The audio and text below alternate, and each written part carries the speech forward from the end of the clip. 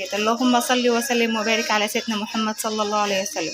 ازيكم يا حبايبنا، عاملين ايه؟ يا رب تكونوا بخير وبأفضل حال. متنسوش الاشتراك في قناة روجي وحسين وماما، واللايك بقى يا جماعة وتفاعلكم الجميل كده. يا رب قناتنا تكبر بفضل ربنا ثم بيكم. وطلع العيال المدرسة، قمت مروقة الشقة، شلت السجاد وقعدت انفض واعمل واهد في حيلي. الله خير كل فداهم. رغم ان احنا كنا مروقين السبت اللي هو اول سبت في المدارس، دخلنا بقى على المطبخ نروقه كده ما فيهوش مواعين يعني.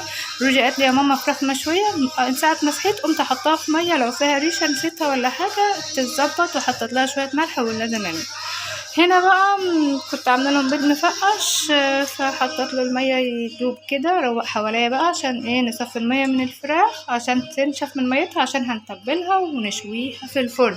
محدش يقول لي روجي ولا حسين. صفينا الفراخ كده من الميه، وكنت عندي بطاطا جايباها من السوق صلحتها، هنحطها ان شاء الله تدوب من الميه اللي فيها. انا بقى مجهزه فوط المطبخ عشان اغسلها ان شاء الله. جمعنا المواعين، استنى هنا الحاجه اللي تطلع، بطلي رغي بقى ونغسل ونظبط دنيتنا قبل ما روجي وحسين يجوا من الدرس من المدرسه. متنسوناش باللايك بقى، وعلى ما نروق كده اهم حاجه لايك يا جماعه. يا رب قناتنا تكبر بفضل ربنا ثم بيكم، وتشتغل وتكبر وتكبر وتكبر بفضل ربنا ثم بيكم. اي قناه تكبر بفضل ربنا ثم بالناس. يا رب تكونوا سبب في تكبير قناتنا. خلصنا الحوض، نيجي بقى على ودي البوتاجاز. سبت عيونه طبعا، كنت شايلاه وانا بشطف الحاجه وقمت غسلاه كده، ولما اكل الفراخ حطيته في العلبه عشان لما نطلع فوق ان شاء الله.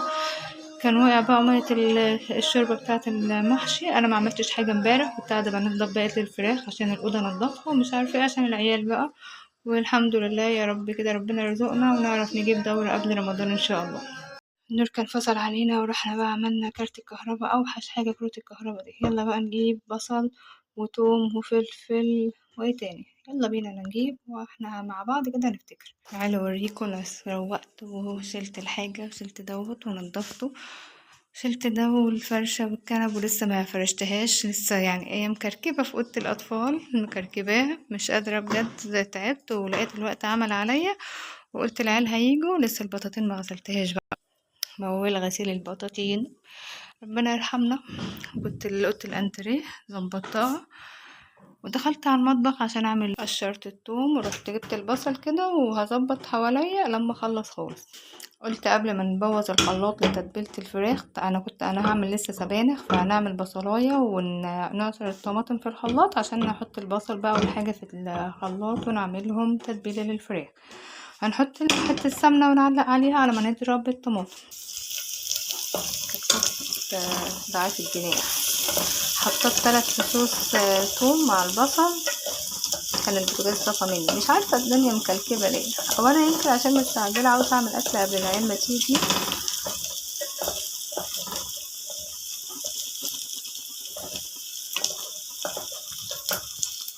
على ما تتبل بس شويه كده واقوم انزل عليها بعصير الطماطم، واروح اجيب، انا ضربت الطماطم اهوت في الخلاط، هروح اجيب بقى مرق الدجاج عشان ابقى احطها عليها.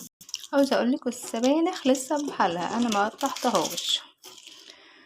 على ما نعمل بس تتبيله الفراخ ونحشي الفراخ كده بالتتبيله بتاعتها ونحطها في التلاجة، وبعد كده نقعد بقى نعمل ايه، نقطع السبانخ وننقي الرز عشان نعمل رز معمر. طلبات الابله رشدي اوامر، ربنا يبارك فيها ويهديها ويحفظها، يبعد عنها اي شر يا رب. نسيبه بقى على جنب ونروح نعمل التتبيله بتاعت ايه الفراخ. هنا بقى حطيت ثوم وحطيت بصل وحطيت فلفل وحطيت طماطم وحطيت عسل، معلقه عسل نحل اللي كنت سلقاها من العيال، ومعلقه لبن عشان ما عنديش زبادي. هحط بقى فلفل اسمر ملح وكمون وكزبره وبهارات مشكله. حطيت له قرفه طبعا وحطيت له عصره ليمون كده، وهضربه بقى وانزله على الفراخ. كنت مشطبه ابو روجي بيعمل شاي، حشت بقى قشر الثوم وقشر البصل والحاجات اللي انا استعملتها، وغسلت الحوت غسلته كده، سايبه بس عصره الليمونه ديت وخلاص. وهنا كنت تبلت الفراخ، والتتبيله اللي اتبقى احطها في الصينيه من تحت ومن فوق. طفت بقى التسبيكه على ما نروح نقطع السبانخ، حطيت لها كزبره وسكر واحط عليها ونروح نقطع السبانخ ونحطها. غسلت الخلاط وحطت البطاطا في الميه كده تبوش على ما نندس. هروح احطها في التلاجة بقى تاخد تتبيلتها مع بعضها. خرطنا السبانخ واحنا واقفين كده في المطبخ. عملت ربطة الخضرة الاول حطيتها تحت، بقدونس على شبت على كزبرة، واغسلها بقى واحطها في التتبيلة في التغذية بتاعتها في الصلصة بتاعتها، واروح انقي الرز. غسلت السبانخ وسبتها تصفي. على ما رحت جبت رز كده مع بعض، جبنا رز بقى عشان ننقيها عشان الدسس ان شاء الله. جينا بقى نحط السبانخ، كانت في البتاع المصفى، نزلت ميه وقفلنا البوتاجاز وشلنا دي وقعدنا ننشف فيها وكذا. هسيبها بقى تاخد سواها. الطماطم بتبقى تنزل برضو ميه كده في الخضرة. هسيبها مع بعضها لما نروح ننقي الرز. حطينا السبانخ، حطينا لها ملح وكمون.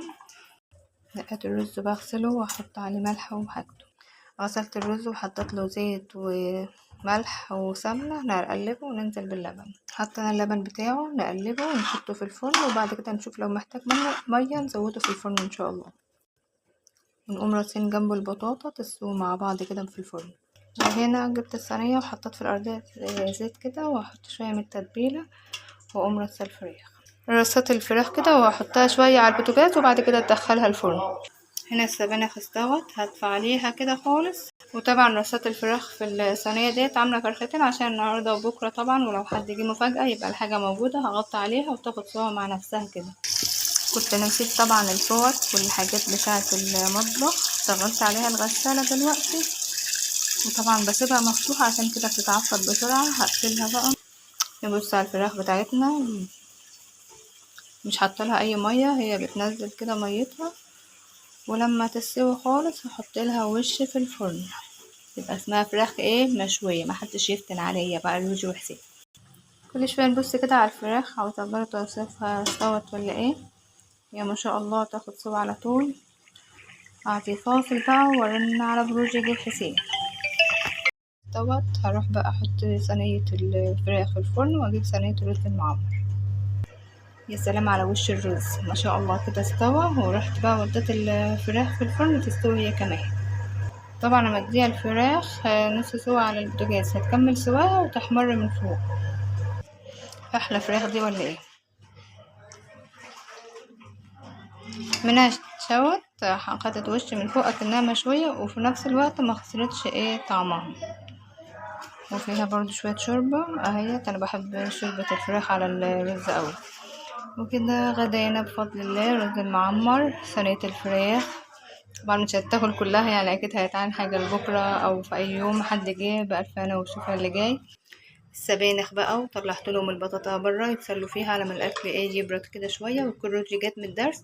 ما تنسوناش بقى من اللايك والاشتراك وتفعيل زر الجرس، واختاروا الكل عشان يوصلك كل ما هو جديد.